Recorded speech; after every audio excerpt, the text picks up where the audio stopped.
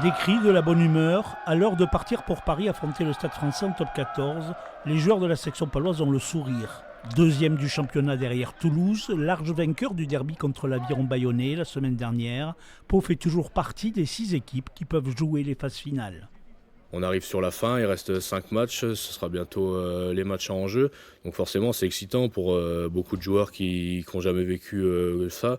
Enfin, voilà, tout le monde n'a pas forcément la chance de vivre des matchs de phase finale. Donc nous c'est ce qu'on a envie d'aller chercher et voilà, ça met un coup de boost supplémentaire. Notre statut a changé, mais du coup nos adversaires ne nous perçoivent plus de la même façon. Donc ils donnent le meilleur d'eux-mêmes contre nous. Donc ça t'oblige à une forme de standard ou de minimum syndical. Plus élevé. C'est un match qui doit nous servir. C'est pour ça qu'on le prépare sérieusement.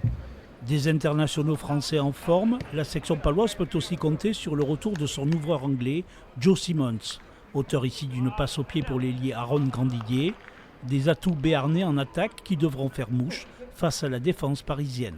Les Parisiens aiment justement laisser la possession à leur adversaire, qu'ils aiment beaucoup jouer au pied, construire leur match sur leur défense.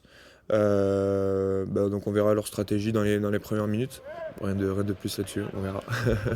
Stade Français section paloise, un affrontement direct entre deux équipes qui visent aujourd'hui la place de dauphin, derrière le leader incontesté du top 14, le Stade Toulousain.